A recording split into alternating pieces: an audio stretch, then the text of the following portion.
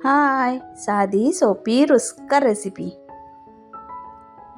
मी दह्याला तडका देऊन तिच्यामध्ये सोयाबीन वडी ॲड केली आहे. खाऊन बघा, खूपच छान झाली.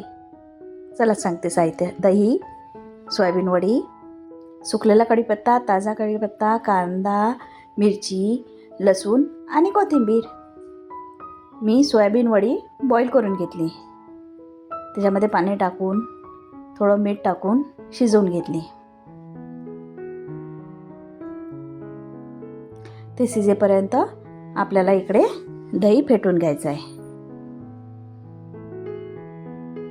दही छान फेटून झालं की आपल्याला काय काय तडक्यासाठी लागणार: जिरं, मोहरी, हळद, तिखट, धने पावडर, हिंग आणि मीठ.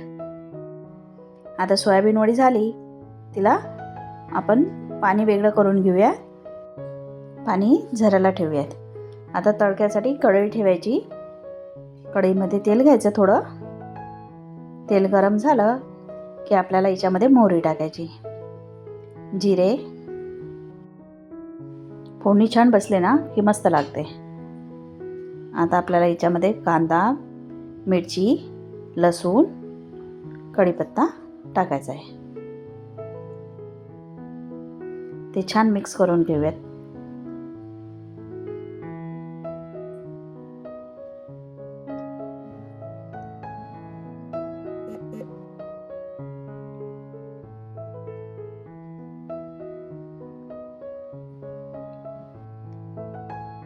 कांद्याचा रंग चेंज झाला, थोडा कांदा होत आला की आपल्याला याच्यामध्ये ॲड करायचं आहे धने पावडर, हिंग, तिखट, हळद,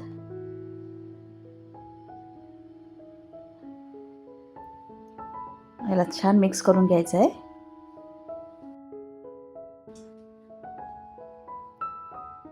आणि दही ॲड करूयात. मला आहे ना थोडं पातळ हवी होती म्हणून मी याच्यामध्ये पाणी टाकलं आहे. तुम्हाला बघा कसं हवं आहे. घट्ट हवं असेल तर काहीच टाकायचं काम नाही, फक्त दही. मीठ टाकूयात आणि सोयाबीन वडी आणि बस. सोयाबीन शिजलेली आहे त्यामुळे जास्त होऊ द्यायचं नाही. गॅस बंद करायचा, नाही तर दही फाटते. पाणी वेगळं होते आणि दही वेगळं होते.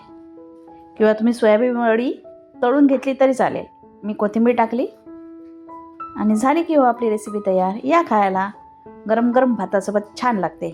लाईक करा, शेअर करा, सबस्क्राईब करायला विसरू नका.